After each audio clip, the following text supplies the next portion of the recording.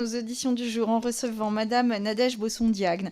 Vous êtes comédienne et vous avez contribué en 2018 à Laisser noir n'est pas mon métier et depuis vous êtes une alerte permanente sur les questions de discrimination dans le monde de la culture. Monsieur Abdelhakim Didan, vous êtes comédien et metteur en scène à la tête de votre propre compagnie Draoui Productions et vous avez récemment publié une tribune dénonçant le racisme dans le monde du théâtre et du cinéma. Bonjour à vous deux, je vous remercie vraiment très chaleureusement, alors je me permets d'insister vraiment, d'avoir voulu vous prêter à l'exercice parce que je sais que c'est pas facile, mais nous manquons de témoignages de racisme dans le monde de la culture et donc merci de nous en livrer. Comme vous le savez, notre commission d'enquête cherche à faire la lumière sur les violences commises contre les mineurs et les majeurs dans le secteur du cinéma, de l'audiovisuel et du spectacle vivant notamment. Le racisme est évidemment une violence, mais ça, il n'y a pas de doute, et c'est la raison pour laquelle nous avons souhaité vous entendre aujourd'hui. Quel état des lieux faites-vous de vos milieux professionnels respectifs? Quelle politique devrait-elle être mise en œuvre pour en finir, ou du moins pour diminuer cette violence? Madame Bosson-Diagne, subissez-vous une forme de double peine en tant que femme et racisée? J'imagine que vous allez nous l'expliquer. Je rappelle que cette audition est ouverte à la presse et qu'elle est retransmise en direct sur le site de l'Assemblée nationale. Avant de vous laisser la parole et d'entamer nos échanges durant environ 1h30, je vous rappelle que l'article 6 de l'ordonnance du 17 novembre 1958 relative au fonctionnement des assemblées parlementaires impose aux personnes entendues par une commission d'enquête de prêter serment, de dire la vérité, toute la vérité, rien que la vérité.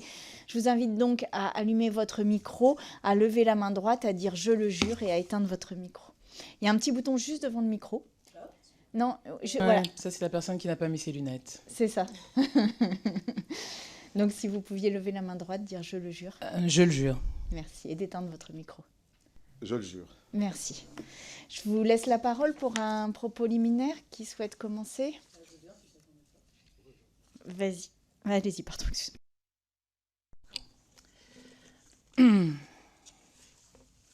C'est ce qu'on se connaît, oui. Oui, c'est tout le tutoiement. T'es épilé comment en bas? Ticket de métro ou pas? À Bamboula, vos personnages vont vraiment bien ensemble avec Ludo. Tu peux faire plus s'il y a Bombanania? T'habites Porte de Champéret, je peux venir te voir le soir quand je promène mon chien. Mais faut être discret, je suis mariée et en tant que star télé, faut faire attention aux paparazzi. Après, quand ma femme est pas là, j'ai une piscine chez moi. On t'a déjà baisé dans une piscine? Ouais, je suis ton boss, mais tu pensais quand même pas que je t'avais invité à déjeuner pour parler boulot? Tu couches aussi avec des blancs? Regarde dans quel état tu me mets. Tu me fais bander dur. Tu veux pas t'asseoir sur ma bite avant le tournage? Ah, ta mère aussi, elle est bonne, c'est un truc de famille. Ouah, ce cul. Bah, t'étonnes pas que les mecs aient envie d'y mettre les doigts. Ma tigresse, tu dois être bien chaude au lit, toi. On t'aurait bien donné le premier prix, mais t'es noire, donc tu feras pas carrière. T'es tellement intelligente, t'aurais mérité d'être blanche. Ce qui est chiant avec vous, les Renois, c'est que quand vous nous sucez, avec vos tissages, bah c'est relou quand on vous tient par les cheveux. Quand je te regarde avec ton afro, ben ça sent le monoeil à la télé. C'est vraiment du gâchis. Ton mec, le musicos, il est malvoyant, donc il te voit pas vraiment. Avec un corps pareil, c'est con, moi j'aurais... Tu vois, avec moi, ça aurait pas été comme ça. Eh mais du coup, tu peux le tromper, il verra pas. Il sait que t'es noir, comme il te voit pas. Bon, la répétition, elle était super, hein, bravo. Mais t'aimes la sodomie? Si pour Noël, je t'offre un string rouge, c'est déplacé? Si je paye ton loyer, tu couches avec moi? Si je t'offre des diamants, tu couches avec moi? Vous, les Sénégalaises, c'est dingue comme vous adorez vraiment les chaussures.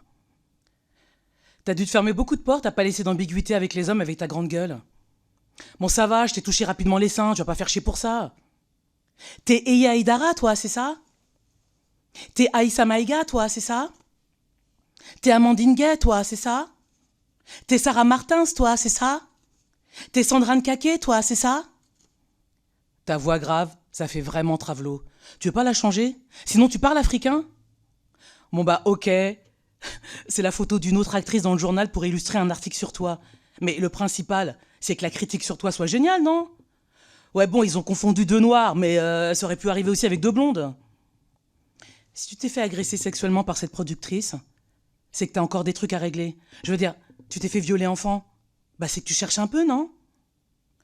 C'est vraiment pas féministe de porter plainte contre une femme. Si les policiers t'ont cru quand t'as porté plainte, bah c'est parce que t'as joué la commissaire Douala dans Plus belle la vie. Je savais pas qu'on n'avait pas le droit de toucher les cheveux des noirs.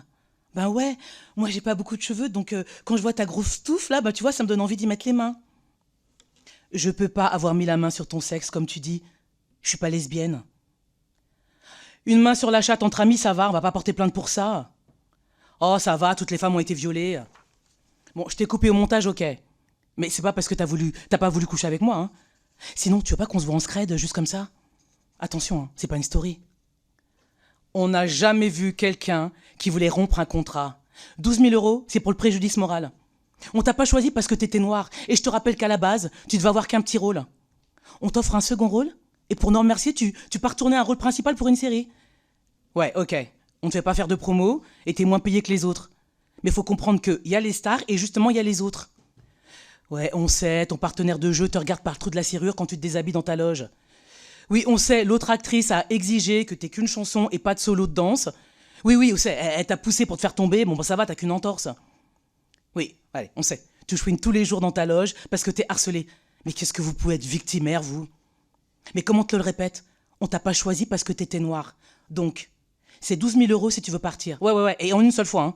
Et pour info, je te grille dans tout Paris. Tu travailleras plus, ma pauvre fille. Et lettres recommandées tous les jours.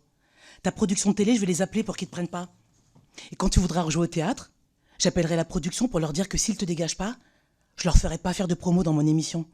Ah ouais, attends. Et toutes les fois où je devrais te présenter dans mon émission, je dirai pas ton nom. Je dirai le nom de toutes les personnes qui sont là, mais je dirai pas ton nom. Je suis le roi de la télé, moi, ma pauvre fille, toi, t'es rien. Et sache que ta metteuse en scène, elle dira plus bonjour jusqu'à ton départ, c'est pas nécessaire. Je te répète, on n'a jamais vu quelqu'un qui voulait rompre un contrat, jamais. Quand tu seras Beyoncé, tu pourras avoir des exigences. Alors oui, bon, ok, le personnage s'appelle Blanchette, c'est parce que Michel, tu vois, il est sur le plateau, et il t'appelle Blanchette, Blanchette. Et puis quand t'arrives, bah ça fait marrer les gens. Moi, je déteste les Arabes. Non mais toi, ça va, t'es noir, mais les Arabes... Puis en plus, t'as les traits fins. Ta mère est métisse, c'est ça? Oui, ta grand-mère est blanche. Mais ça passe. Mais alors les Arabes, je peux pas. Non mais vraiment, je peux pas. Non mais rien à voir, je suis pas raciste, regarde, je t'aime bien. Mais bon, on la maquille pas trop belle, hein, quand même, hein. Mais comment ça, le fond de teint, ça va pas? Bah c'est celui pour Fermine Richard, c'est quoi le problème? J'ai tellement envie de sucer ton petit frère. C'est fou. Qu'est-ce qu'il est sexy. C'est vrai la légende des grosses bites? Florilège de ce que j'ai déjà entendu. Des extraits. Tout dire, j'aurais pas pu. Femme noire survivante du néant depuis plus de 30 ans. Théâtre, télévision, cinéma. Vous parle, mais déjà j'ai mal, déjà. Morte tellement de fois. Fantôme vivante devant vous, suis-je vraiment là? Je ne me tairai plus. Je ne me tairai pas. Prix à payer, je le connais déjà. Poids de la liberté, je le traîne avec moi. Femme noire survivante du néant, morte tellement de fois. Fantôme vivante devant vous, suis-je vraiment là? Je ne me tairai plus. Je ne me tairai pas. Entendre mon corps pleurer. Mes larmes laisser hurler. Apaiser ici-bas, révolution, trauma. Artiste aux 1000 voix, mes passions, mes grandes joies. Rêve de petite fille devenue réalité. Pensais jamais ma vie voir broyer. Déchiquetée, hypersexualisée, objetisée. Rêve dans les égouts jetés. Noir avant d'être moi, conservatoire déjà. Que les bonnes chez Molière, point de Juliette, Camille, brutalité amère. J'en parle pas à ma mère. J'ai 17 ans et toute une vie. J'ai 17 ans. Et c'est fini. Mais la guerrière en moi travaille. De violence en déni, les larmes en bataille. Instant de répit, Alain Maratra. Première pièce de ma vie, je suis choisie pour moi. Alors naïvement, j'ai soudain cru mon talent plus fort que d'être nu. J'ai 21 ans, premier cachet pas gâché. Point le temps de détailler tous les rôles que j'ai interprétés. Mais politiquement, je peux expliquer combien nos corps racisés sont exploités. Racisme et violence de notre société dans notre industrie en miroir bien reflété. Femme noire, la spécificité, racisme et sexisme au taquet, misogynoire de mes regrets. Chanceuse, j'ai travaillé, combien de sœurs ont renoncé. Malgré la douleur, malgré les traumas, je suis là. Savez-vous combien c'est douloureux de rabâcher pour elle, pour nous, pour moi, pour eux? Corps paillasson pour essuyer domination de la société? Vous m'avez convoqué, j'aurais préféré être invité. Les mots ont un sens et un poids. Dans ce cas, il est lourd de nos traumas. J'eus espéré que cela allait changer. Noir n'est pas mon métier, ouvrage collectif, nous avons livré. Merci Aïssa Maïga pour la sororité. Mais c'est une question politique. Je sais, ça gratte, ça pique. Pas une question d'éthique. Violence systémique, patriarcat erratique, manoirité, les oppressions, question des représentations liées à notre histoire. Dire que je suis noir, pas black, est un devoir. Esclavage, colonisation, capitalisme, besoin de certains corps à inférioriser pour exploiter avec cynisme. Organisation de domination raciste, en lettres d'or pour violence systémique, pas une question morale, suprématie blanche, rose pâle. Notre industrie du divertissement ne peut échapper au système de privilèges exacerbés. Ras-le-bol d'être essentialisé. Réfléchir à qui détient quoi, qui raconte quoi, qui gagne quoi, qui parle pour qui, pourquoi. Qui sont les décideurs de télévision? Qui sont les directeurs, directrices de théâtre? Qui sont les distributeurs de films? Qui dirige les festivals? Des miettes souvent seront distribuées au but de Chaumont du mépris pour nous calmer. Mais les rôles importants, sans préjugés, les récits inclusifs, bien racontés, sans poncifs, bien racistes sur ma main, peut compter. Noir avant d'être moi, je n'échappe pas au cliché plafond de verre, même si je ne veux pas. Je vous invite à contacter la brillante Marie-France Malonga. Ses travaux sur la question sont déjà là. À l'initiative du MeToo dans le cinéma africain, #même pas peur, avec Azata Soro, ma courageuse sœur, ma parole sur la pédocriminalité que malheureusement j'ai expérimentée, mes travaux, mes idées souvent copiées, voire exploitées, systématiquement effacées, jamais citées du MeToo du cinéma français. Actrice française violée trop loin, pas imaginée de visa avoir besoin pour être reconnue ici-bas comme victime de ce combat. Mais rassurez-vous, j'ai été violée ici, aussi, ben oui. Animateur télé, producteur, productrice, tutti quanti. Je ne suis pas une exception, une triste chaîne de ce maillon, faible mais forte, courageuse en bataillon. Je n'ai pas le choix, je me le dois. Le prix à payer est redoutable, ma vie déjà précarisée, lourd cartable. Femme racisée, je parle, j'ai payé. Mon travail a petit à petit diminué, pour finalement plus exister. Mais moi, je ne suis pas une privilégiée. On nous demande inlassablement de parler, sans jamais être politiquement écouté. Je ne travaille plus comme actrice. Je dis non au rôle stéréotypé. Je crée et joue ma propre pièce, mon corps est une révolution. Je ne suis plus intermittente parce que je ne fais plus mes heures depuis des années. Je paie mes prises de parole en étant blacklistée. Je suis menacée de mort parce que j'aide à dénoncer des pédocriminels, des agresseurs du métier. Je suis surendettée parce que j'ai dû payer une production pour retrouver ma liberté qui, des années après, m'a fait virer d'un projet. Je n'ai pas gagné mon procès en tant que victime d'agression sexuelle contre une productrice blanche bourgeoise, relaxée, pas innocentée. Je n'ai pas pu aller à l'audience, en choc et réminiscence de trauma, après un an de crise, d'agoraphobie, quand, appelons-la Popiette, elle était à l'audience, accompagnée du gratin dauphinois du cinéma français, puis en interview dans un grand magazine. Moi, j'étais avalée par mon canapé en état de crise, tétanisée, idée de suicide à mes côtés, boulimie, dégoût de moi-même et autres joyeusetés. Je refuse d'éduquer sans être payée des blancs et blanches bourgeois, bourgeoises, adultes, qui ont accès à des ouvrages sur le racisme, la misogynoire, les différentes oppressions. C'est politique. Tout cela est politique. Je vous regarde, en silence. C'est politique. Écrire, c'est mon métier, ma passion. Mais ce texte-là m'aura coûté des larmes, des cris psychiques, des insomnies. Pourquoi? Citoyenne, je fais mon devoir. Ça, je le dois aux générations qui arrivent après moi. Déblayer la gravité violente des gravats, de ce métier qui m'anime mais des fois est douloureux quand il ne dépend pas de la dynamique interne de ma poésie trauma. Pour Ebony, qui à la Star Academy reçoit la mer de vomi des racistes ici-bas, pour Aya, Iseult, Noza, Aïssa, Camélia, Tatiana, Sandra, Candice, Djibril, Franck et ceux et celles que je ne cite pas. Je hurle, lève mon poing arc-en-ciel vers l'au-delà. Je ne fais qu'un constat et compte sur vous déjà pour écouter en allié. Ça serait un premier pas pour ne pas justifier l'horreur systémique de tout cela. Je vous invite à réfléchir à la question des quotas, qui a permis entre autres à plus de femmes d'être là. Je vous invite à réfléchir à une dynamique positive de casting inclusif avec des personnes dont c'est la problématique pour la mettre en place. Je ne viens pas d'un pays qui s'appelle la diversité, fourre-tout hypocrite dans lequel on peut tout trouver. Je vous invite à travailler profondément sur les biais racistes avec lesquels vous avez été élevés pour ne plus les perpétuer. C'est un travail indispensable. Je vous invite, comme je l'ai fait depuis 2019, à travailler sur la question de la réception de la parole des femmes victimes de violences sexuelles dans les différentes productions, sachant que notre industrie obéit au droit du travail et ne doit aucunement bénéficier d'un traitement de faveur. Je vous invite à réfléchir à comment imposer au sein des différentes directions des personnes racisées compétentes et à les payer à la hauteur de leur travail. Je vous invite, à chaque fois que vous êtes les seuls blancs et blanches dans une pièce, à vous demander où sont les personnes racisées, où sont les personnes en situation de handicap. Je vous invite à vous demander pourquoi de toutes les actrices que vous avez entendues sur la question des violences sexuelles, aucune n'était racisée ou si peu. Et si vous ne perpétuez pas de la violence, de la discrimination et de l'invisibilisation, sachant que nous, femmes racisées, sommes plus victimes de racisme, sexisme et violences sexuelles, où sommes-nous dans cette commission?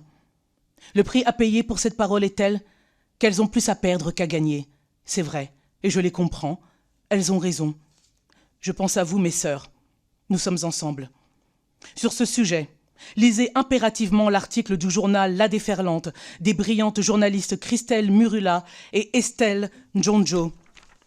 Nous, victimes de violences sexuelles, de racisme, de sexisme dans notre industrie et notre société, devrions être protégées, choyées et soulagées.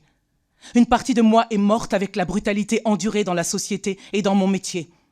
C'est un fait. Cela le sera à jamais. Une tragédie grecque à l'heure d'Internet. Ce poids des abus subis, physiques, psychiques, cela a un prix. À chaque fois, effraction ressentie sur l'échelle de Richter en fracas, magnitude 1 milliard de traumas. La société devrait me dédommager pour la violence depuis que je suis née. Au lieu de cela, je ne fais que parler, parler, parler, parler et encore parler. Quand la société ne nous écoute pas, piétine nos vies, nos traumas. Je paie mes soins psy pas remboursés, pas une collectivité de soins, c'est délibéré. Stratégie cynique d'inverser la charge des victimes et bourreaux qui se déchargent. Après ce texte-là, je ne parlerai plus. Je l'ai fait tant de fois en vain, suis vaincu. Ce n'est pas contre vous, c'est pour moi. J'ai miraculeusement réussi à être là. Maintenant, je repars en poésie, celle qui transforme la violence de ma vie. Pendant que nous pleurons sur nos souffrances, les puissants ironisent, produisent, gagnent de l'argent. Ô douce France, cher pays de mon enfance. Oui, je repars en poésie, mon désormais pays.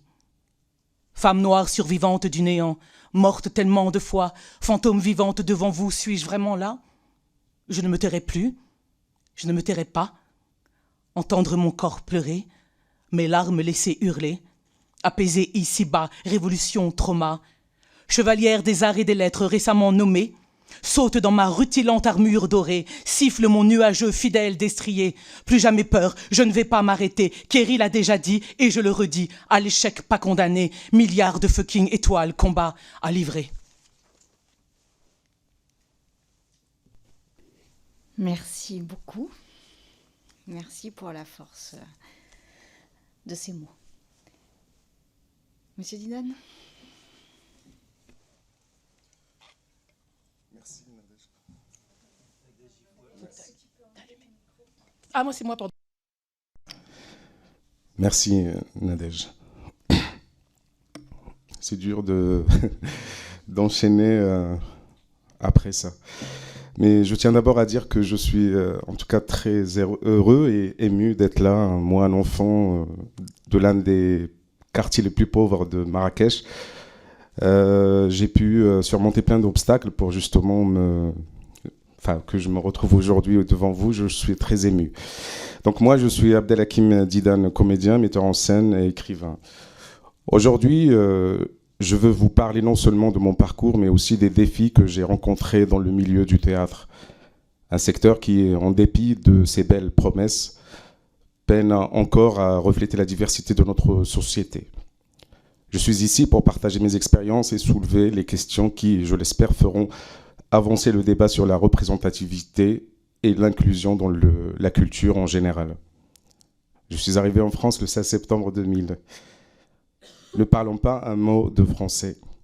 En parallèle de mes études universitaires, j'ai travaillé dans divers domaines: maçonnerie, restauration rapide, bagagiste à l'aéroport, assistant d'éducation dans un lycée et agent de sécurité, avant d'obtenir mon master d'ingénieur mathématicien et d'entamer une carrière d'ingénieur dans le domaine spatial. pourtant, un vide intérieur est apparu, me poussant à changer de direction pour me consacrer pleinement à mes passions, le théâtre, le cinéma, l'écriture et la poésie. J'ai intégré le Conservatoire de théâtre de Toulouse, où j'ai vécu une expérience intense et enrichissante. Mais rapidement, j'ai compris que mon identité de noir et arabe allait faire face à des murs invisibles, faits de stéréotypes, de racisme et d'invisibilisation. Ce fut un choc, mais aussi une prise de conscience qui m'a poussé à m'affirmer et à m'engager dans une lutte pour une autre vision du théâtre. Dans ma carrière, j'ai souvent été réduit à ma couleur de peau, à mes origines, comme si c'était le seul prisme à travers lequel on pouvait me voir. On me proposait des rôles de stéréotypés, de noir ou arabe. Et chaque rencontre semblait ramener cette idée que je n'étais rien de plus qu'un corps sans intellect. Le message était clair, ma présence artistique n'était pas suffisante. On me disait que pour avancer, il me fallait un partenaire blanc pour légitimer mon travail. C'était une forme d'humiliation qui remettait en cause ma place dans le milieu et en France. La situation politique actuelle et surtout les dernières élections législatives ont créé un traumatisme chez beaucoup de binationaux. Du jour au lendemain, nous nous sommes retrouvés réduits à une simple variable d'ajustement électoral, perçue comme non bienvenue et souvent considérée comme pas des vrais Français. Les insultes ont fusé dans tous les sens, la peur et la méfiance aussi. Et quand je me retrouve au théâtre, dans ce milieu où je pensais être en sécurité, j'ai le sentiment que je n'ai ma place nulle part. Le théâtre et le cinéma, comme certains médias, ont joué un rôle dans cette situation, en invisibilisant les parcours des citoyens issus de la diversité et en se focalisant sur des parcours négatifs. L'autre frustration majeure est l'essentialisation que l'on fait de notre identité. Être noir ou arabe, signifie-t-il que je dois jouer les rôles de Aimé Césaire et Katabi Yassine automatiquement? On nous conseille souvent des films, des livres, des pièces de théâtre qui parlent de nous sans nous, avec une victimisation et une vision réductrice. Pourquoi Aimé Césaire et Katabi Yassine sont-ils les seuls représentants de mon identité? D'ailleurs, à force, je n'aime plus Aimé Césaire et je n'aime plus Katabi Yassine. D'ailleurs, dans la rue, on m'arrête souvent et on me dit que je ressemble à Fabrice Eboué ou à Camini, ce qui montre à quel point être noir et avoir des cheveux longs est synonyme d'une appartenance. Ce manque de diversité dans le milieu du théâtre et de la culture en général réduit l'imaginaire collectif. On me voit comme rigolo, danseur, rappeur, conteur, danseur, mais jamais comme un comédien, metteur en scène et écrivain. J'ai tout autant le droit d'aimer d'autres auteurs que James Joyce et de ne pas me voir enfermé dans une case. Certaines personnes me disaient même de partir vers la Méditerranée, car là-bas, il y a des gens comme moi qui travaillent avec des gens comme moi. Cela m'a souvent donné l'impression qu'on voulait me faire croire que mon seul destin était d'occuper une place dans les quartiers populaires, comme si je ne pouvais pas être acteur de ma propre réussite ailleurs. À l'heure actuelle, la seule diversité qu'on voit dans le théâtre se résume à l'entretien ménager ou aux agents de sécurité. Lors des événements culturels, je suis souvent le seul noir de la salle et confronté à des regards étonnés, parfois des sourires bienveillants, mais aussi à être pris pour l'agent de sécurité de la salle. Mes camarades artistes, malheureusement, ne sont pas sensibles à cette question, car ils ne s'aperçoivent même pas du problème.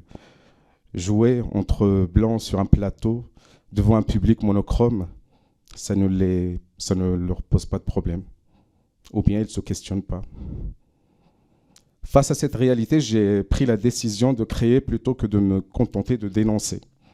C'est ainsi qu'est né le projet Box Théâtre, qui ne se limite pas au simple atelier de théâtre éphémère ou à l'animation socio-culturelle, mais qui a un rôle profond et concret, combler le vide laissé par le théâtre dans nos quartiers et accompagner à la professionnalisation des comédiens et comédiennes issus de la diversité. Ce programme est né dans les quartiers populaires, là où beaucoup d'artistes potentiels se sentent invisibles et où les rêves de théâtre sont souvent jugés comme inaccessibles. Nos quartiers regorgent de potentialités, de talents, encore faut-il les écouter sincèrement, sans fantasmes ni projections réductrices. Box Théâtre est un espace de création et d'émancipation où les jeunes artistes peuvent se projeter sans être enfermés dans des rôles préétablis. C'est aussi un moyen de démontrer que chacun, quelle que soit son origine, peut se réaliser sur scène et dans la vie professionnelle. Ma dernière création, Siba, un seul en scène qui traite de la question de la biculturalité, de l'équilibre que j'ai trouvé pour m'épanouir avec mes deux cultures, rencontre un vrai public, un public qui représente la diversité française. À chaque fois que je joue, le public est au rendez-vous. Alors que les salles de théâtre sont souvent désertées par les spectateurs issus de la diversité qui ne se sentent pas représentés. Permettez-moi d'échouer pour mieux rebondir. Permettez-nous de créer, de prendre des risques sans nous juger. Soyez avec nous, non pas au-dessus de nous. Je suis convaincu que le théâtre est un outil essentiel d'émancipation et de réussite. Pour moi, tout est théâtre. Le théâtre devrait devenir une matière essentielle et enseignée au même titre que les mathématiques et le français, car il offre des compétences nécessaires dans la vie active. Même pour ceux qui ne souhaitent pas devenir comédiens ou acteurs, le théâtre leur permet d'acquérir des codes de la société. C'est un moyen d'apprendre à s'exprimer, à interagir et à s'épanouir. Les jeunes, souvent prisonniers de croyances limitantes, pensent que le théâtre n'est pas fait pour eux. Mais il peut être l'un des moyens les plus puissants pour élargir leurs horizons et les préparer à affronter la vie avec confiance. Pour permettre à d'autres comme moi de s'épanouir dans le théâtre, je propose quelques solutions concrètes. L'intégration des quotas, pour garantir une véritable diversité dans les rôles et les productions. Je sais que cela pose problème car nous n'avons pas le droit de faire des statistiques ethniques. Je le sais, mais ce n'est pas mon problème. Nous avons des scientifiques, des sociologues et plein de compétences pour créer un outil qui permet d'intégrer les quotas. Testons, plutôt que de laisser ce vide sidérant persister, se transmettre de génération en génération. L'inclusion de la question de la diversité dans les formations artistiques, en particulier dans les écoles de théâtre et dans les institutions comme Sciences Po par exemple, qui doivent intégrer cette question dans leur cursus, si ce n'est pas fait encore. La création d'un baromètre de la diversité permettant de suivre la représentation des minorités dans le théâtre et le cinéma, les rôles stéréotypés ainsi que l'accès aux postes de direction. Ouvrir des postes de décision à la diversité pour enrichir les propositions de projets culturels plus justes pour la société. Enfin, le cinéma et le théâtre doivent évoluer, cesser de réduire la diversité à des rôles de délinquants, de terroristes, d'agents de sécurité, de victimes ou de personnes à sauver. Nous pouvons aussi être des médecins, des ingénieurs, des ministres, des astronautes, des fins stratèges, des chefs, ou même jouer une banale histoire d'amour sans aucune colorimétrie. Il est temps de reprendre les récits pour nous permettre de raconter des histoires qui nous élèvent tous. Aujourd'hui, je suis plus que jamais déterminé à me battre pour que le théâtre en France devienne un lieu d'expression libre et égalitaire, où chacun, peu importe son origine, puisse trouver sa place. La diversité, la liberté, l'égalité, la fraternité, la laïcité, ce sont des mots dans lesquels moi je crois profondément. Ils ne doivent pas être de simples mots, mais des principes incarnés dans le théâtre, l'art et la culture. Le changement commence ici, avec nous, et il est urgent de bâtir une culture qui soit le reflet de toutes les réalités et de toutes les cultures françaises. Nous avons tous un rôle à jouer dans cette transformation. Le théâtre, comme toute forme d'art, est avant tout un mémoire de la société. Et nous voulons que ce miroir reflète la véritable diversité de la France. Nous devons bousculer les habitudes et les mécanismes profondément ancrés. Je suis une chance pour le théâtre et je ne suis pas éternel. Alors profitez de moi, de mon expérience et de ma joie pour échanger les choses. Merci beaucoup pour ces mots très forts également et très puissants. Vos mots sont très puissants et donc merci de nous les livrer. Je vais peut-être commencer par une question, à moins que monsieur le rapporteur tu peux commencer. Moi, j'ai une question sur les castings inclusifs, puisque vous en avez... Nadège, on va se vous voyer durant cette... Vous en avez parlé dans votre propos liminaire. Comment vous voyez notre rôle, nous, de législateurs, sur ces castings inclusifs? Qu'est-ce qu'on pourrait faire, en fait? La personne qui a un problème, excusez-moi. Je suis un peu émue. Oui, en fait, c'est une question sur laquelle nous avions travaillé avec Aïssa Maïga et toutes les camarades de Noir n'est pas mon métier. En fait, d'ailleurs, je vous invite à regarder aussi le documentaire qu'elle a coécrit avec Isabelle Simeoni, Regard Noir. Et en fait, on a commencé à travailler avec des directeurs et des directrices de casting qui eux-mêmes étaient sensibles justement à ces questions-là. C'est-à-dire que eux, en sous-marin, ils se permettaient, quand c'était pas impératif par rapport à une histoire, on va dire très particulière, ils se permettaient d'ouvrir les castings. Mais ça fonctionne à un petit niveau. Et moi, parce que ça fait comme maintenant je suis une vieille actrice, ça fait quand même cette année, ça va faire 32 ans que je suis là dans cette industrie. Donc j'ai pu voir en fait les choses ne pas bouger ou bouger un petit peu puis repartir, etc. Moi je pense que si ce n'est pas inscrit dans une loi, les choses ne bougeront pas. Et ce auquel on avait réfléchi, c'était que ce soit inscrit, que tant qu'il n'y ait pas quelque chose qui soit vraiment incompatible avec une histoire, que les rôles soient, les castings soient ouverts. Ça avait déjà commencé à être fait pour hommes et femmes, mais ça doit être fait aussi sur les personnes perçues comme non blanches en fait. Et je pense que sans ça, c'est-à-dire sans ce levier-là et cette force-là, ça ne bougera pas. Et après, on avait réfléchi aussi à ce qui est une petite compensation, on va dire. C'est pas mal, compensation. C'est pas pour dire compensation, mais pour dire une incitation. Donner des bons points aux productions qui, justement, comme on l'a fait avec la question des femmes dans les productions. Là, moi, j'ai tourné dans le film de Noémie Merlan, Les femmes au balcon, et effectivement, on sait que quand il y a des productions avec des femmes, eh ben, on donne, je ne sais pas la somme, je ne travaille pas au CNC, mais en tout cas, et je pense qu'il faut faire la même chose. Mais je vous assure que sans ça, ça ne bougera pas. Ça ne bougera pas. Et l'autre chose qui est très importante, et je pense qu'on est d'accord avec ça, pardon, mais ne nous écrivez pas des rôles de noirs et d'arabes et d'asiatiques et je ne sais pas quoi, en fait. Parce que alors ça, c'est terrible. Enfin, je dis vous n'êtes pas scénariste. Mais je dis, à chaque fois que j'ai... Vous êtes scénariste, pardon. Ah oui, non, pardon. Non, mais je dis, à chaque fois que la bonne volonté veut faire, mais c'est terrible. C'est-à-dire que déjà, on nous invente des prénoms. Alors là, des prénoms qui font exotique et diversité, mais qui n'existent pas. C'est-à-dire, moi, je m'appelle Nadège. Nadège, pourquoi ? Parce que ma mère était communiste et que c'est le prénom de l'amoureuse de Lénine.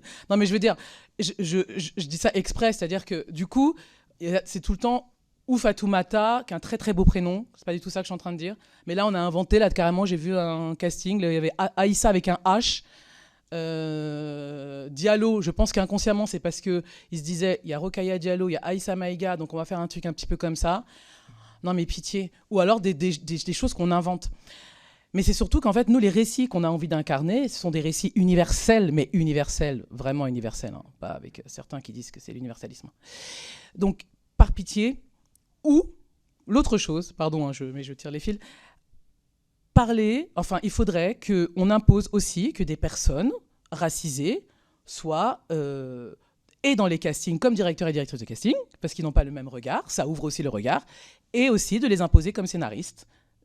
Et après, c'est la chaîne, en fait. C'est pour ça que j'en parlais tout à l'heure dans mon texte, c'est qu'à un moment donné, qui parle de qui regarde qui paye quoi, et voilà. Et je pense vraiment, après avoir vraiment... On a réfléchi, là j'arrive, je suis un peu émue, et je suis désolée, hein, mais on a vraiment beaucoup réfléchi à ces questions-là quand on a coécrit ce livre, et tous les travaux qu'on a fait ensemble, et tous les travaux qu'on a fait chacune de nos côtés, et pour avoir discuté avec directeurs et directrices de casting, qui voyaient qu'à un moment donné, même si, par exemple, ils allaient te mettre dans un rôle principal, et ben à un moment donné, ils allaient être topés, en fait. Mais moi, je pense que si c'est obligatoire, ou je ne sais pas, ou incitatif, ou je ne sais pas quoi, ben on n'aura pas le choix. Mais sinon, ça ne bougera pas. Mais vraiment, enfin, je vous assure, j'ai vu, hein, parce qu'effectivement, ça bouge un petit peu, mais ça ne bouge pas profondément aussi sur qu'est-ce qu'on raconte, qui raconte quoi, quels sont les types de rôles. C'est ce dont... Et c'est marrant parce qu'on... Enfin, c'est pas marrant, c'est pas le terme, mais on ne se connaît pas. Enfin, on s'est échangé sur les réseaux, mais on ne se connaît pas. Et vous vous rendez compte les similitudes de nos réflexions, en fait, quoi. Et ces réflexions, c'est les réflexions de tous nos camarades qui peuvent pas être là. D'ailleurs, merci d'être là. Je suis désolée, tout à l'heure, j'étais trop émue, je pouvais pas dire merci avant, mais c'est hyper important, et même si c'est douloureux, et voilà, il faut qu'on soit là, et il faut vraiment que que vous nous aidiez. On a besoin de vous. Nous, tout seuls, on a beau, oui, réfléchir à plein d'idées. Et je vous disais aussi, Marie-France Malonga, elle a travaillé sur le baromètre de la diversité. Il faut absolument que vous contactiez cette personne qui est extrêmement intelligente et passionnante. Voilà, c'était un truc à dire. J'arrête. Monsieur Didane, vous voulez compléter la réponse sur les castings inclusifs ou sur les quotas ou sur nous, depuis la place que nous occupons, c'est-à-dire députés, ce qu'on peut faire pour changer les choses? Sur le cinéma, j'ai pas fait beaucoup de, de tournages, malheureusement parce que tout ce qu'on me propose justement est stéréotypé et que toutes les semaines j'ai un appel, ce qui me rend parfois triste parce que c'est des jeunes scénaristes, de jeunes metteurs en scène, de jeunes réalisateurs qui m'appellent pour me proposer un rôle stéréotypé. Et je trouve ça malheureux parce que la jeunesse, pour moi, c'est justement c'est eux qui vont nous montrer la lumière quelque part. Et par rapport au quota, en fait, je pense qu'il faut la loi, il faut exiger qu'on soit respecté, tout simplement. Je pense aussi par rapport au théâtre que peut-être que les subventions qui sont accordées au théâtre, c'est national conventionné, tout ça, c'est national non conventionné aussi, ces subventions doivent être quelque part conditionnées à une forme de résultat autour de la diversité. C'est-à-dire qu'on ne peut pas juste donner de l'argent à des théâtres qui vont à un moment donné créer une semaine de la diversité et faire flécher cette subvention en disant qu'on a participé à la diversité dans le théâtre, alors qu'en vrai, il y a le néant, quoi. Il y a rien. Moi, on m'appelle souvent pour la semaine de la diversité. Tout le monde se jette sur moi pour ce moment-là. Et parce que, comme je le dis souvent, je suis le seul comédien noir et arabe dans tout Toulouse. Et que je trouve ça étrange, en tout cas, pour moi. Voilà. Merci, monsieur le rapporteur. Merci pour vos témoignages et puis pour la force de vos mots, de vos deux textes, différents mais tous les deux forts et puissants. Depuis qu'on travaille sur cette commission d'enquête, moi je perçois quand même la difficulté d'être quelqu'un qui rentre dans ce milieu. Alors j'imagine encore plus quelqu'un qui rentre dans ce milieu et qui est racisé. Moi, voilà. Alors, je vous remercie aussi d'un certain nombre de choses que vous avez dites qui permettent de se poser question. Et j'espère que beaucoup de nos collègues députés auront écouté ça. Quand on est... Ouais, non, mais on va le faire circuler. Parce que quand on est blanc, qu'on est issu... moi, je suis issu de la province. J'ai connu ce que c'était de venir et de venir d'ailleurs aussi. Mais d'un autre ailleurs, un ailleurs qui était, entre guillemets... plus simple pour ceux qui me recevaient. Mais j'ai connu à une échelle de 1 à 100, peut-être à 2 par rapport à vous qui doit être à 100, de devoir rentrer dans un système. Et je pense, et je l'ai dit à la Cinémathèque, que j'avais quand même l'impression que ce monde du cinéma était un monde avec beaucoup d'entre-soi et qu'il était extrêmement difficile de rentrer. Donc la question des quotas, c'est une question sur laquelle il faut qu'on réfléchisse. On a un jour décidé de mettre de la parité en politique. Voilà. Peut-être qu'à certains moments, il y a des gens qui pensaient que ce n'était pas possible. Donc, est-ce que ce sont des quotas? Est-ce que ce sont des bonus sur certaines productions? Ça peut être ça. Par exemple, les aides du CNM sont bonifiées quand il y a des femmes à plusieurs postes de technique, de direction technique, quoi, ingénieur du son, ingénieur lumière. Donc, ce sont des questions sur lesquelles il faut qu'on se pose sans tabou. Parce qu'on ne peut pas se priver de votre talent, tout simplement. Monsieur Didane, vous aviez d'ailleurs, dans la poursuite de ça, parlé des statistiques ethniques qui n'existent pas et qui sont le critère annoncé pour ne pas avancer là-dessus. Est-ce que vous pourriez développer un peu ce point-là? Parce que, voilà, moi j'ai un point de vue sur les statistiques ethniques, mais en fait, la question des quotas, c'est que ça renvoie quand même à une capacité à compter. Et donc, est-ce que vous avez, je ne sais pas, des réflexions là-dessus ou... Moi non plus, je ne suis pas pour des statistiques ethniques, mais par contre, en tout cas, c'est ma réflexion aujourd'hui. Et par contre, pour les quotas, en fait, je pense qu'on est assez intelligent en France pour trouver d'autres paramètres. Moi, je suis à la base statisticien, donc je pense qu'il y a moyen quand même de trouver des petits moyens pour calculer des moyens de la diversité. Et aussi, en fait, demander aussi aux spectateurs, au public, leur avis, peut-être créer une application qui note les spectacles, qui leur donne une forme de hormis le côté financier, aussi le côté public, parce que le public doit être sensibilisé à cette question-là. Et pourquoi pas quelque chose qui permet de dire, en fait, je suis allé voir, ça fait 1 an que j'ai vu une saison à Toulouse, par exemple, et en fait, je n'ai pas vu l'ombre d'une diversité. Est-ce que c'est normal? Donc, permettre aussi au public de se poser la question. Mon article sur le Nouvel Obs m'a permis, la seule chose, c'est que les gens me disent, mais en fait, je ne savais pas. Je vais au théâtre toute l'année et je n'ai jamais fait attention à cette question. Mes collègues, pareil, qui font du théâtre, ne se rendent pas compte que quand on fait une création collective, petit à petit, je me retrouve un peu à l'écart. Petit à petit, je suis réduit au silence. Petit à petit, je suis réduit seulement à un corps sur un plateau. Et parfois, j'en perds mes mots.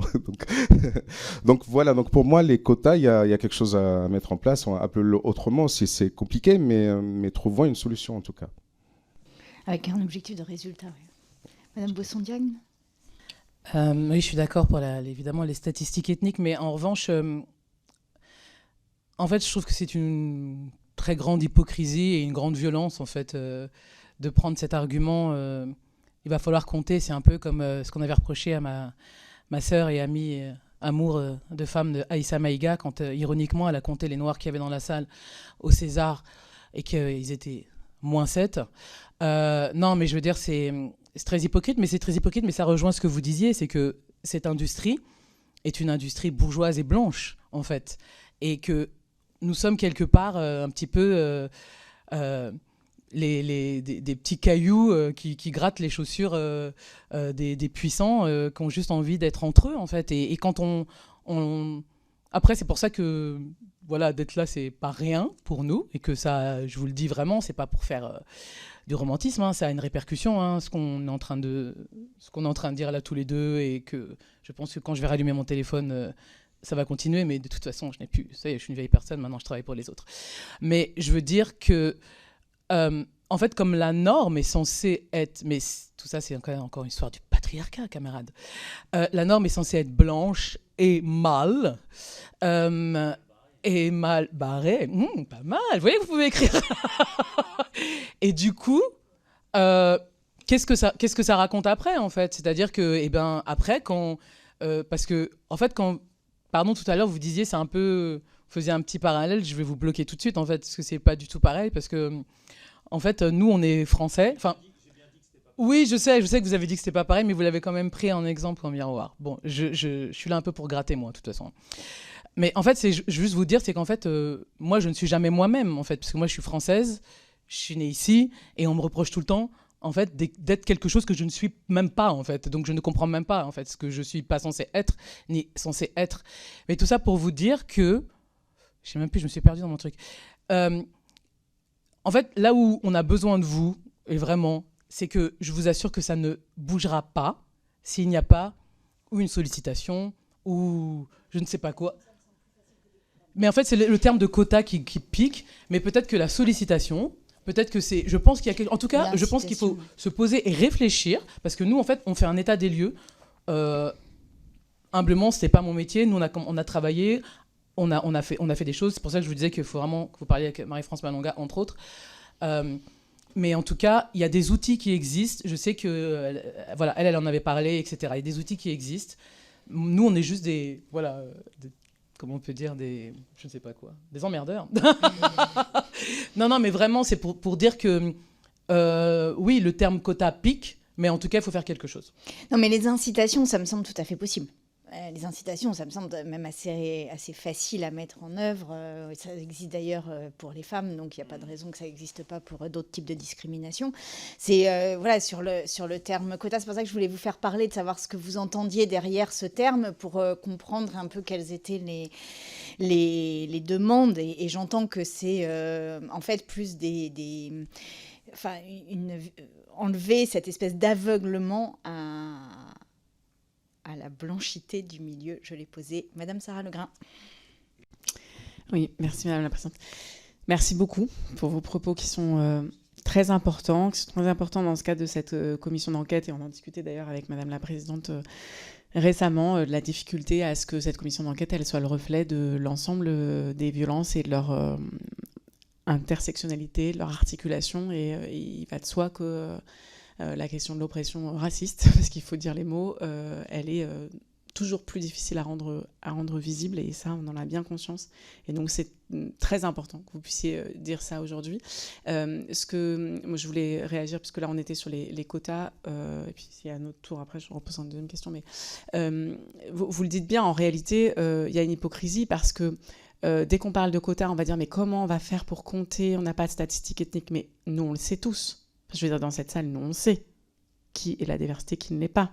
Et quand on est dans un collectif, quel qu'il soit, on sait assez vite si ce collectif il est divers ou pas, en fait. On le sent. Et on le sait pourquoi? Parce qu'on se fie à nos représentations. Et je trouve que c'est ça que je vous invitais à détailler, c'est que vous l'avez articulé avec la question des représentations. C'est pas la question de savoir qui est quoi au nom d'une identité qui serait comptabilisée, objectivée. C'est en réalité par les représentations. D'ailleurs, parfois, on peut avoir des personnes qui vont avoir telle origine, mais en réalité, qui ne vont pas être perçues comme, parce que leur nom ne l'est pas, parce que leur couleur de peau n'est pas assez ceci, parce qu'elles occupent une place dans la société qui fait qu'on oublie, on ne voit pas, elles ne vont pas être perçues comme. Et donc la question, c'est celle de nos représentations, et peut-être que là, on a une piste sur, plutôt que la question des quotas, mais la question d'objectiver, en fait, dans des enquêtes de représentation. Qui se sent représenté, en partant peut-être du public, qui se sent représenté en partant aussi, évidemment, des acteurs, actrices du monde de la culture, et puis quelle intention de représentation il y a. Et là, je trouve aussi que vous soulevez un autre sujet qu'il faut pas occulter, qui est celui de la liberté de création et celui de la qualité de la création.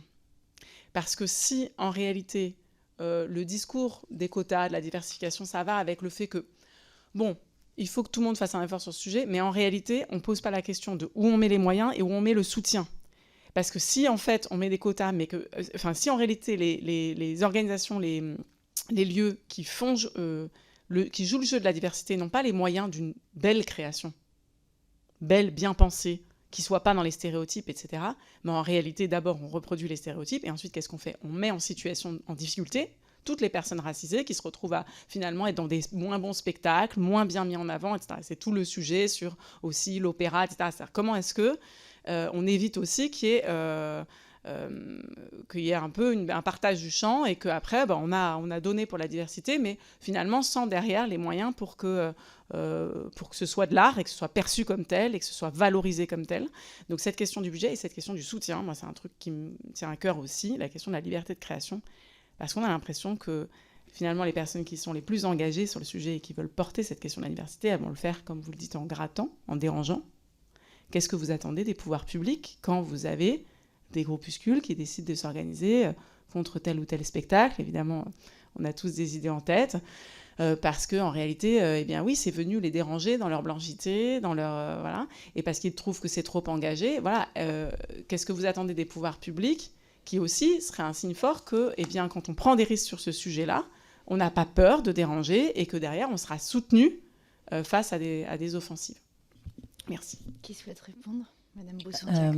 Il y a plusieurs sujets, mais juste pour le dernier, du coup, je vais rebondir sur ce qui s'est passé avec le spectacle de Rebecca Chaillon au Festival d'Avignon, Carte Noire nommée Désir, qui a été, donc, deux actrices ont été agressées par des spectateurs blancs.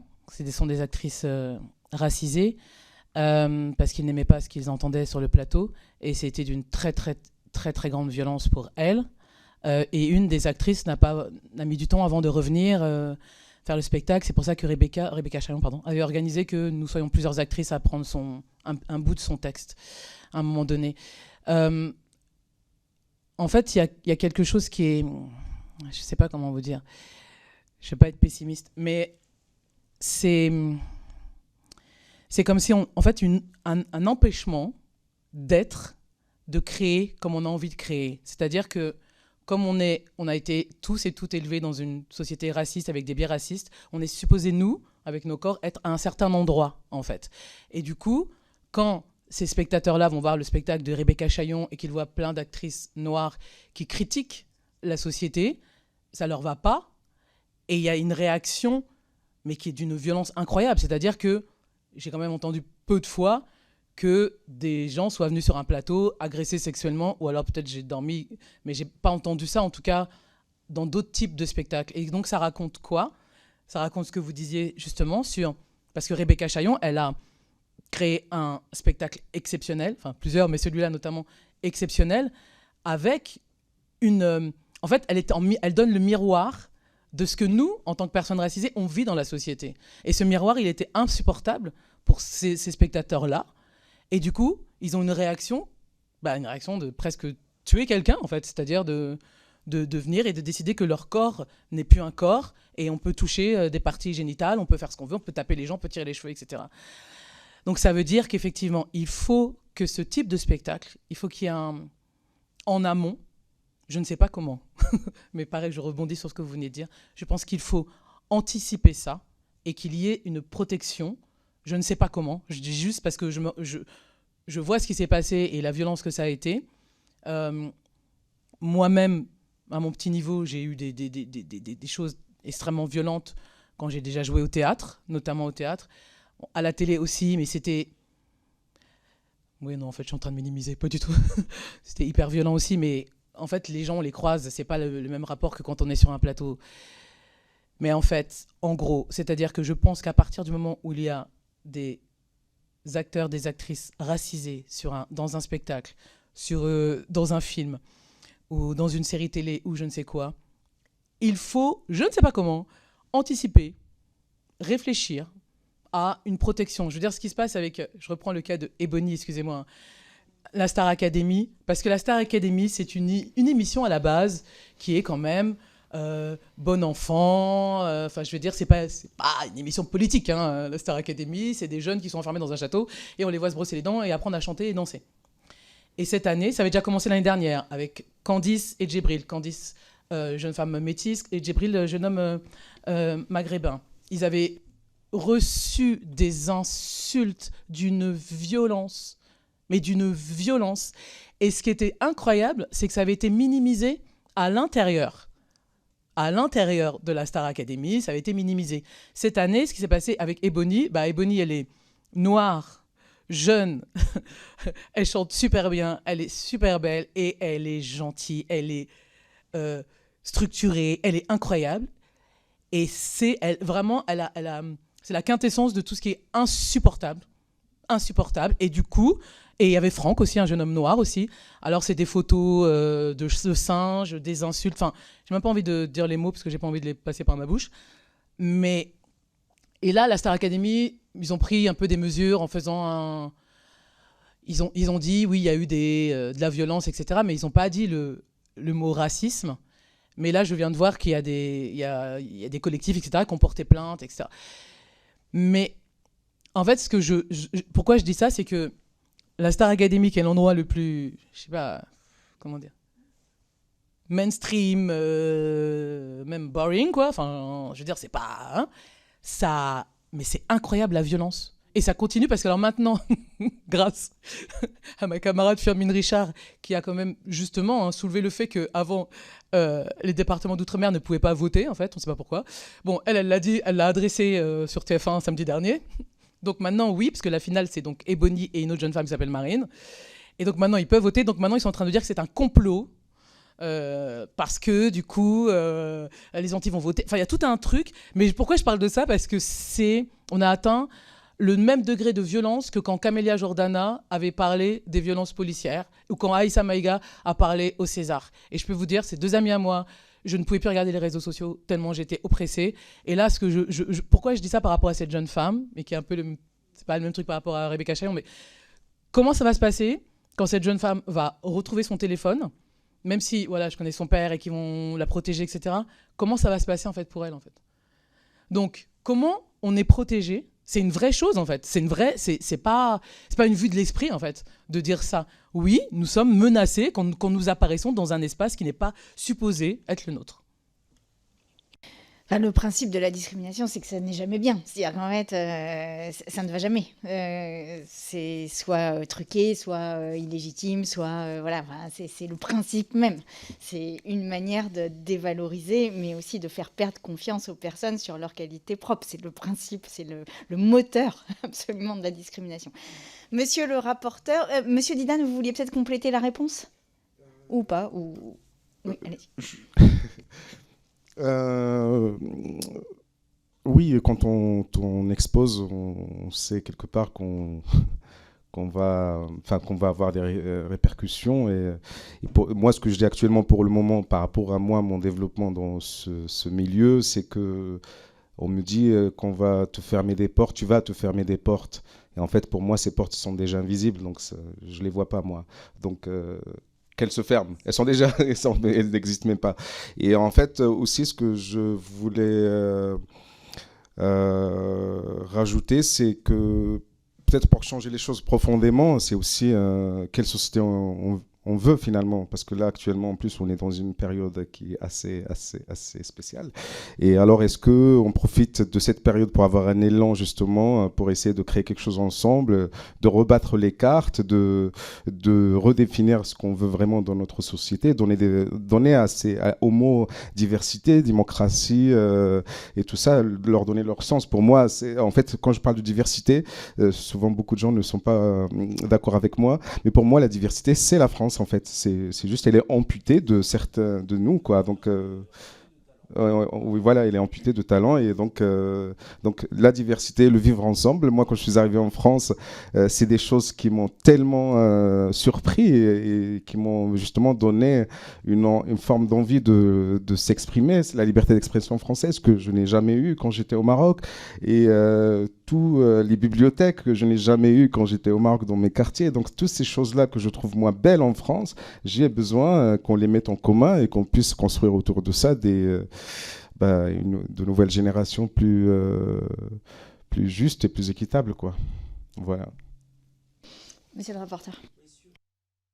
Sur ce que vous venez de nous dire là et avant, moi je voulais vous poser la question de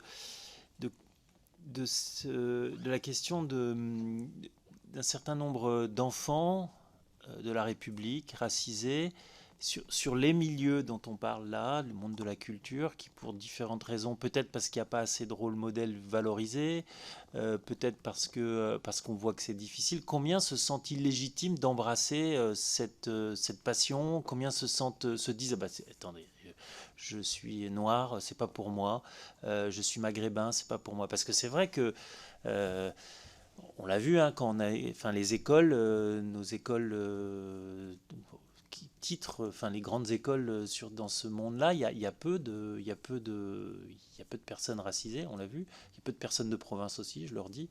Non, mais c'est vrai. On a réussi quand même dans le monde de la politique à avancer.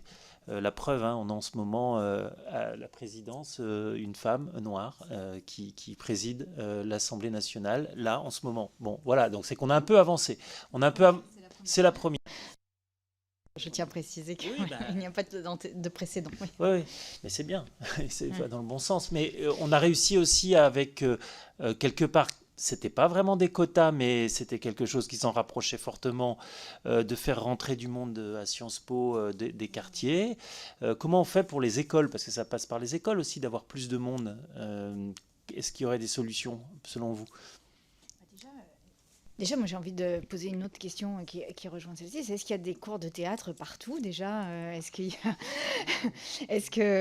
que l'accès au théâtre est universel à défaut d'être acteur après qu'il ne l'est pas? Mais est-ce que l'accès au théâtre est universel?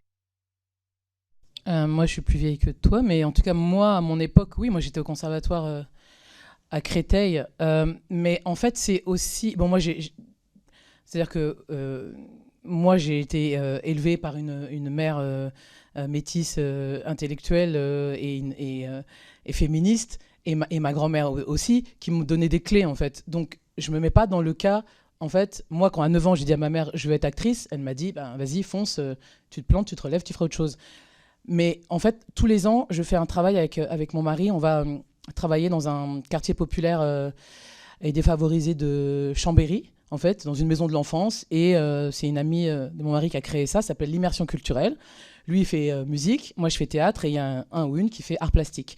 Et donc, on se retrouve avec une population qui n'a jamais accès à l'art, parce que personne ne vient jamais dans ces quartiers-là. Et je vous assure, si vous voyez, d'ailleurs, je suis hyper fière, il y a un jeune homme qui voulait être acteur, qui maintenant est dans une école, juste parce que pendant une semaine, un été, il a fait un travail avec moi, et qu'après, on a fait un spectacle et qu'on a échangé, ça lui a donné de la force, et aujourd'hui, il est dans une école de théâtre à Paris, il est venu à Paris, etc.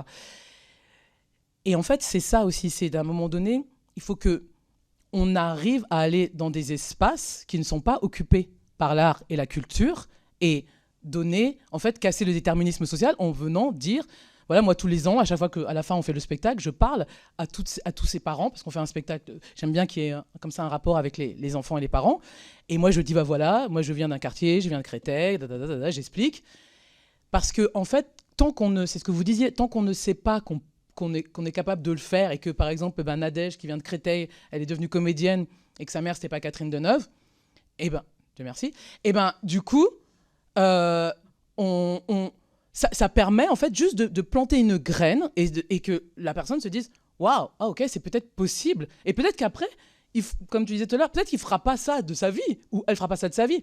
Mais c'est indispensable aussi le théâtre. Le théâtre sauve des vies. Les rapports, pour les rapports humains, pour les rapports de la société. Et donc, ça aussi, c'est quelque chose que moi, vraiment, j'ai à cœur de faire, c'est d'aller dans les quartiers dits populaires. Moi, je suis retournée il n'y a pas longtemps, ça s'appelle Un artiste à l'école, je suis retournée dans mon collège. Enfin, ça m'a brisé le cœur. C'est devenu un ghetto. C'était pas du tout un ghetto, là, c'est devenu un ghetto. Et quand j'expliquais à ces jeunes que moi, je venais d'ici et que la semaine d'avant, j'étais au Festival de Cannes, ils pouvaient pas croire que je vienne du même collège qu'eux. Et donc, à la fin de l'échange, ils m'ont dit « Ah, ok, donc ça veut dire que peut-être qu'on peut... » En fait, c'est ça aussi. Et autre chose, ils n'avaient pas de cours de français depuis 6 mois et ils étaient en 3e.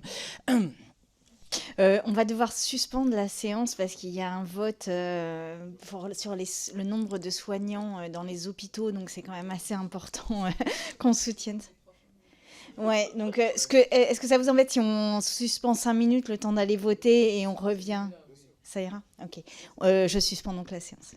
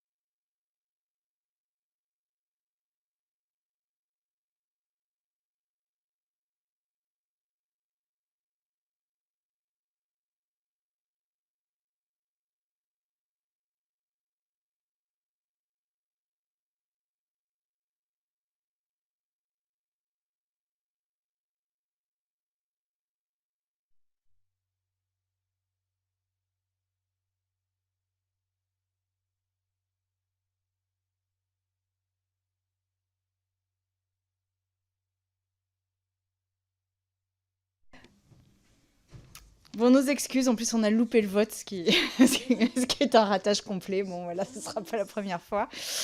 Mais c'est ainsi. Bien, je ne sais même pas s'il a été voté du coup le texte ou pas.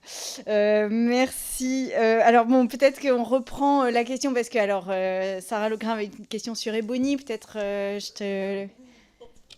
je te laisse la poser. Non, c'était pas sur Ebony. Non, oui, c'était ça. Moi, j'hésitais à aborder le sujet Ebony, mais je trouve que c'est assez révélateur en réalité, qu'on peut faire d'ailleurs, ça fait écho à ce qu'ont subi aussi Aya Nakamura et d'autres, c'est-à-dire ce sentiment que, particulièrement pour les femmes noires, il va y avoir du harcèlement, des accusations, parce qu'elles vont jamais chanter suffisamment bien, être suffisamment élégantes, être suffisamment belles, etc. Puis on se rend compte derrière que de toute façon, rien ne suffirait et qu'il y a finalement une sorte de péché originel qui est que si elles sortent un tout petit peu de leur place, elles sont dangereuses, quoi.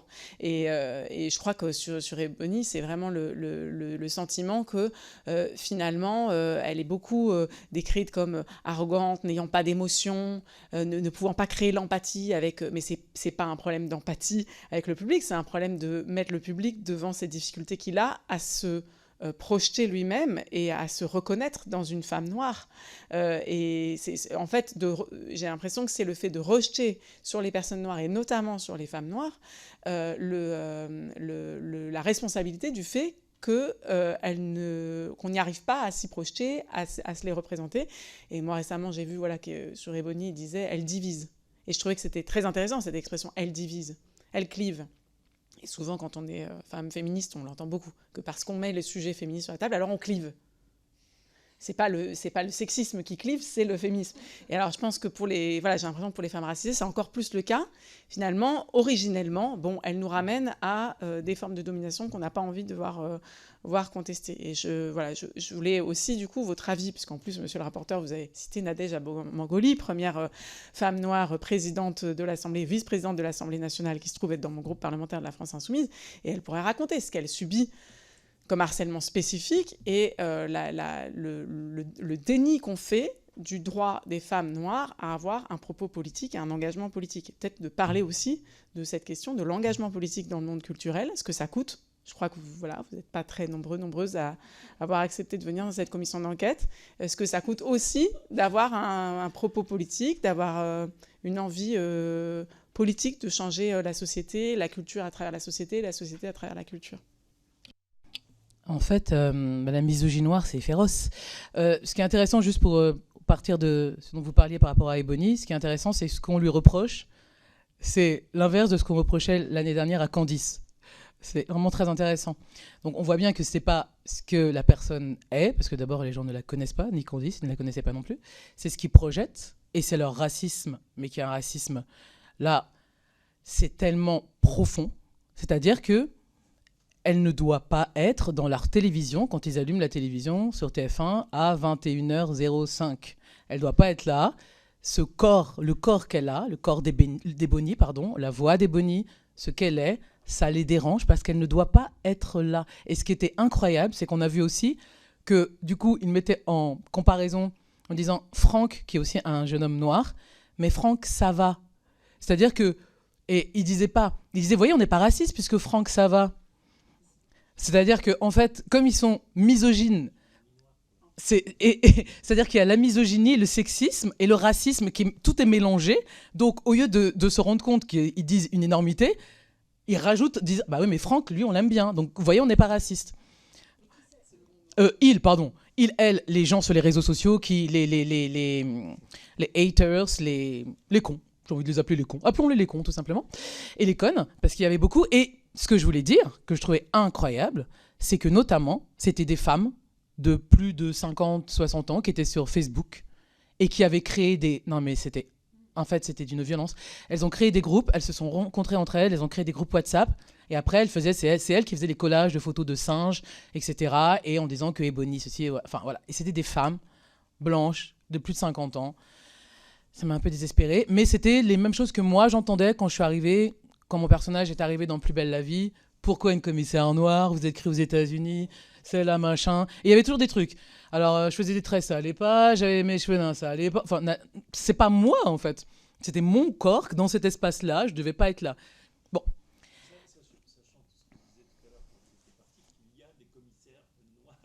Il y en a plein.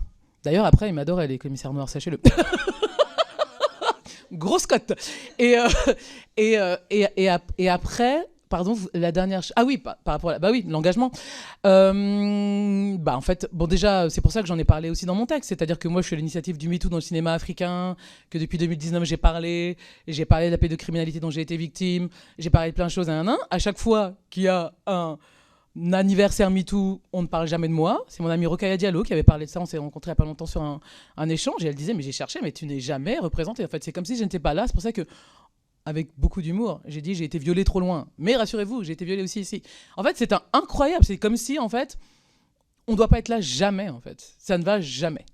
Et ce qui est double truc, c'est-à-dire que moi, je prends la parole. Donc d'un côté, je suis, très beau terme, blacklistée. Je travaille moins ou je travaille plus, mais vraiment. Et puis, de l'autre côté, les camarades blanches, à part certaines, ne me mettent pas avec elles dans leur bande, en fait, dans la lutte.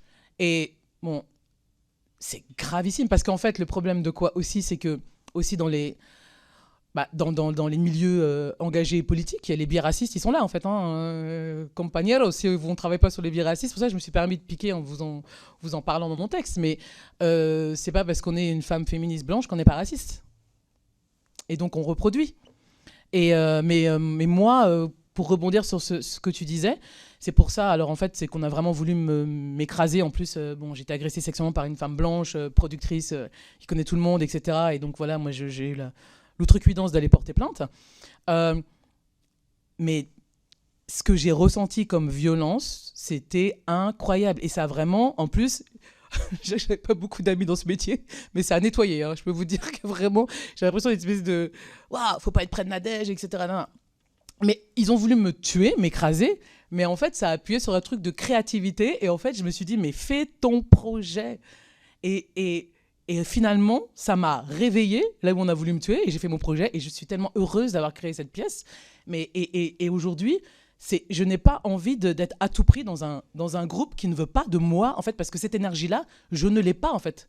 J'ai pas envie de « Hey, venez !» Non, moi, je veux créer, je veux travailler avec des jeunes, je veux leur donner de l'espoir, je veux les éveiller.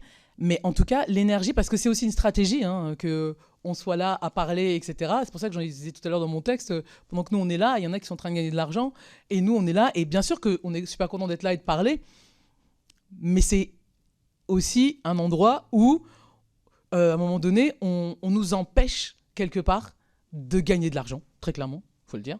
Parce que moi, je suis désolée, moi, je suis surendettée, alors que je travaille depuis 32 ans, que j'ai eu des rôles principaux, que je devrais être à l'aise financièrement. Mais parce que j'ai dit non au système, que j'ai dit non à un fucking connard de producteur qui a voulu m'écraser, et du coup, j'ai dû payer 12 000 € pour partir d'une pièce. Moi, petite actrice, j'ai dû payer 12 000 €, un type qui est richissime, et qui, 1 an après, m'a fait virer d'une pièce. Ça, c'est des faits. C'est-à-dire que je me suis retrouvée dans un truc, c'est la mafia, parce que j'ai osé dire non. Sauf que, j'ai été élevée par une féministe et une autre féministe, et du coup, je suis debout, surendettée, mais debout. Sur les 12 000 €, là, vous pourriez nous expliquer exactement ce qui s'est passé? C'est-à-dire que vous aviez un contrat et vous l'avez rompu, c'est ça? Et il était prévu au contrat qu'il y avait des dommages et intérêts en cas de rupture de celui-ci? Non, en fait, comme ça arrive souvent au théâtre, j'ai voulu partir de cette pièce parce que vraiment, j'ai vécu l'horreur. Vraiment l'horreur. Harcèlement sexuel, l'horreur, racisme. Et parallèlement, comme ça arrive souvent dans notre métier, j'ai passé le casting pour une série et ils ont mis du temps à me répondre et ils m'ont choisi, j'avais le rôle principal, c'était une série super, et donc comme ça arrive souvent, je suis allé voir mon producteur, dont je tairai le nom, peut-être je vous le dirai tout à l'heure, et la metteuse en scène, et je leur ai dit, voyez, vous savez très bien que là c'est vraiment, je vis l'horreur, je pleure tous les jours, c'est douloureux, j'ai la possibilité de faire autre chose, et surtout j'avais une amie, Sandra Nkake, super actrice et chanteuse, qui pouvait me remplacer au pied levé, c'est-à-dire que le spectacle n'allait pas s'arrêter. Et en fait, ils n'ont pas voulu que je parte. Donc, ils n'ont pas voulu que je casse ce contrat, comme ça peut arriver. Ils n'ont pas voulu que je casse ce contrat. Pardon, c'est un peu douloureux. Et la condition pour que je parte, après, 1 mois de harcèlement où je ne gardais plus un aliment dans mon corps, enfin, j'étais dans un état de stress et tout, ils ont dit, ok, mais tu nous payes 12 000 € pour qu'on casse ce contrat. et que je vous parle d'un producteur qui est un des très très grands producteurs et très très puissant producteur français et une metteuse en scène puissante aussi. Et ils m'ont dit, nous on veut pas que tu partes. Donc donc j'ai dit c'est pas une question artistique, c'est une question d'argent. Donc ça veut dire que si moi j'étais riche en fait, j'aurais pu partir comme ça. Bon, et merci Raoul Peck, il m'a dit pars avec pertes et fracas, mais pars. Et donc j'ai payé, moi, petite Nadège Bossondiagne, 12 000 € à un producteur qui est richissime, soi-disant pour des nouvelles affiches avec l'actrice. Non, ils n'ont pas voulu que mon amie Sandrine Caquet me remplace. Ils ont fait des auditions. Les musiciens avaient tous dit nous, on va répéter gratuitement, en fait, parce qu'on soutient Nadège. Et les autres acteurs aussi, ils ont dit non. Et évidemment, il n'y a pas eu de nouvelles affiches. Et pour me punir, la jeune femme qui m'a remplacée, que moi j'ai aidé à travailler, etc., a fait le journal de France 2 en prime time en invité, où moi je n'ai jamais fait de promo, rien, etc. Et 1 an après, ce producteur m'a fait virer d'un spectacle quand il a su que j'étais dans un spectacle. Dans un spectacle que lui produisait? Pas du tout. Et à chaque fois qu'il avait l'occasion de dire mon nom, quand j'étais, parce qu'il avait une émission de télé très, très grande écoute, quand j'étais dans un spectacle, il disait tous les gens, limite la personne qui a fait le décor et tout, mais il disait jamais mon nom. Ok.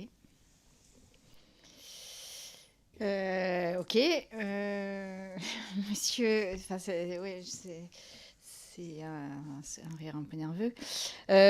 Monsieur Didane, vous avez créé votre propre compagnie. C'est une compagnie que vous avez créée. D'accord. Est-ce que vous avez trouvé facilement de quoi la faire travailler, jouer? Comment ça s'est passé? Oui, on a créé la compagnie de Raoul Productions avec la présidente et d'autres personnes autour de mes travaux, parce qu'en fait, quand je suis sorti du conservatoire, tout ce qu'on me proposait, c'était des rôles stéréotypés. Et donc, je me suis dit, bon, je vais faire mes propres projets. Donc, je vais créer mes propres projets. En fait, j'ai créé un premier spectacle, un seul en scène, parce que je me suis retrouvé aussi obligé à travailler tout seul, à produire tout seul, à mettre en scène tout seul, parce que je voulais vraiment garder ce que j'avais envie de mettre en place et non pas d'être sous tutorat pour moi, blanche, on va dire. Parce qu'à chaque fois, il faut quelqu'un qui m'accompagne pour que je puisse réussir. Et c'était très difficile, encore très difficile pour pouvoir diffuser, par exemple, un spectacle comme Siba, que j'ai joué une vingtaine de fois à Toulouse, parce qu'il a fallu vraiment, vraiment se battre pour le faire. Mais c'est très difficile de sortir, par exemple, de Toulouse. C'est très difficile de pouvoir juste jouer. Je suis le seul comédien qui représente la diversité en Occitanie, je pense. Et j'ai un spectacle que j'estime très fort et qui mérite d'être diffusé un peu partout. Et finalement, je me retrouve coincé, on va dire, à Toulouse, à tourner en rond. Donc, en termes d'aide à la création, ce qu'on appelle aide à la création par la DRAC, on ne l'a jamais eu. Je viens de faire une demande d'aide pour un nouveau spectacle qui s'appelle « Je suis un homme, je suis inapte », qui traite de la question de la masculinité, de la virilité, ce fardeau que moi, en tant qu'homme, me pèse et que je trouve toxique, et que c'est une question que je pensais universelle. Mais à chaque fois que je parlais de ce sujet, j'avais l'impression que ce n'était pas moi d'en parler et que c'était plutôt réservé aux Blancs. Sinon, il fallait que moi, je parle de ma propre masculinité, mais en termes d'origine, en termes de couleur. Donc, bien évidemment, moi, j'ai envie de faire un truc qui me correspond et qui correspond à ma vision aussi de cette chose. Je suis en France depuis 24 ans. J'ai vécu plus ici qu'au Maroc. J'ai les deux visions, j'ai les deux cultures, et je sais combien c'est dur de se sentir qu'on est mal éduqué en tant qu'homme. Et donc, je voulais créer ce spectacle, on n'a jamais eu d'aide là-dessus. Par contre, on est très, très suivi et très accompagné en termes d'action culturelle dans les quartiers politiques de la ville. Là pour le coup, on est accompagné par toutes les instances, on va dire, toulousaines, qui trouvent nos projets aussi innovants, parce qu'en fait, les gens me voient et ils me disent, j'ai envie de faire du théâtre, parce qu'en fait, je vois quelqu'un qui me ressemble. Donc, on n'arrête pas de recevoir des appels de jeunes qui nous disent, mais en fait, j'ai envie de faire, comment je fais? Et moi, je les envoie voir des écoles, voir des réalisateurs, mais ces mêmes réalisateurs, ces mêmes écoles me les renvoient à moi, parce que j'ai l'impression qu'il n'y a que moi qui peux les comprendre. Et donc, il y a aussi ça. Nous sommes aidés pour tout ce qui... Moi, j'aime beaucoup travailler avec les jeunes. On mène presque 5 ateliers par semaine dans des collèges, en ruralité aussi, parce que pour moi aussi, c'est un endroit où il faut aller aussi travailler et permettre à des gens qui sont éloignés de se rapprocher aussi de la culture. Et surtout, je dis souvent que, en fait, on ne leur apporte pas la culture, on va chercher la culture parce qu'il y en a des cultures. Il y a énormément de potentialités, de culture, de langue. Et je travaille avec des allophones. C'est hallucinant comment c'est riche. Moi, ça me touche énormément, ça m'apprend énormément. En fait, ma transmission, je m'enrichis avec cette transmission pour raconter aussi des histoires. Et on travaille avec des lycéens, on travaille que ce soit dans le centre-ville ou à la marge, que moi j'appelle la marge, c'est les quartiers politiques de la ville. Et le problème, c'est que nous, on réussit à amener des personnes habitantes des quartiers dans les salles de théâtre toulousaines. Mais le problème, c'est dans l'autre sens, c'est-à-dire les gens du centre ne viennent pas voir les gens de la marge. Et ça, c'est notre objectif, c'est créer des ponts aussi des connexions, en tout cas entre ces deux territoires. Je voulais aussi parler de tout ce qui est lumière, tout ce qui est technique, tout ce qui est maquillage. C'est hallucinant comment c'est... Moi, je me sens à chaque fois démuni parce que, par exemple, une maquilleuse, parce que j'ai toujours vu que des maquilleuses, je n'ai pas vu de maquilleur. À chaque fois, elles sont outrées de voir ma peau, de me dire, mais oh là là, mais je ne sais pas quoi faire avec votre peau, je ne sais pas quoi faire avec vos cheveux, je ne sais pas quoi... Et moi, je suis tétanisé avant même de tourner une scène. Donc, je trouve ça hallucinant qu'on ne puisse pas encore faire un travail sur ces choses-là. Les lumières, tout le monde me dit, mais on n'a pas de lumière pour ta peau. Et je suis là... souvent, on va me proposer une lumière chaude. Parce que ça va avec le désert et avec le folklore. Mais jamais on va me dire... Moi, j'ai envie d'une lumière, par exemple, crue, parce que je suis metteur en scène, parce que j'ai aussi une vision de lumière et j'ai envie de créer des choses avec ça. Mais souvent, on est démunis. On n'a pas de possibilités techniques dans le milieu du cinéma, que ce soit dans le milieu aussi du théâtre, qui correspondent aussi à la population. Il y avait... Je voulais aussi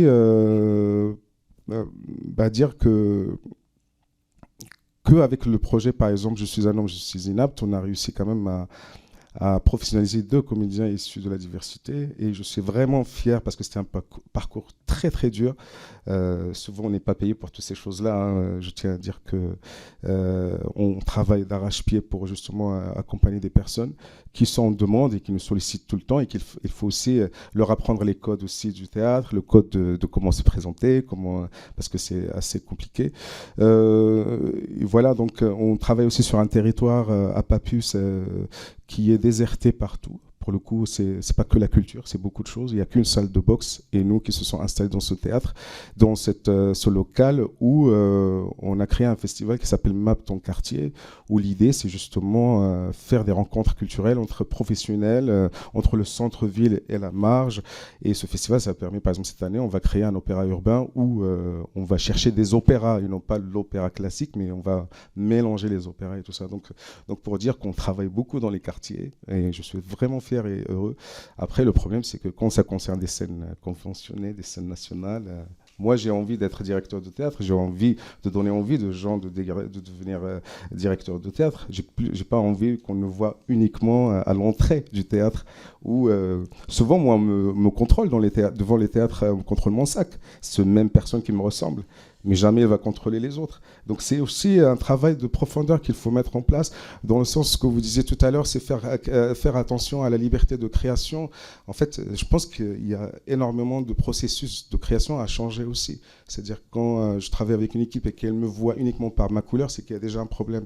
Donc il faudrait peut-être aussi que les mentalités commencent à se questionner, comme on le fait par rapport à la question du genre, comme on le fait par rapport à la question d'égalité homme-femme et toutes ces choses-là. Je pense qu'on peut le faire aussi pour la diversité. Il y a un travail de profondeur, en fait, à l'école, dans ce qu'on voit au cinéma. Moi, tout ce que je vois au cinéma, c'est des films...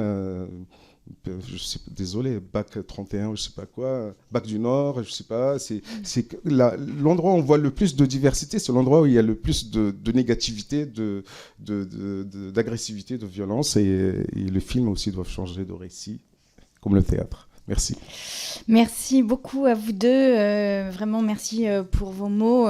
Nous avons conscience et nous avons entendu votre message selon lequel le changement peut aussi passer par les propositions qu'on fera dans ce rapport et surtout les lois qui en découleront. Merci vraiment, vraiment.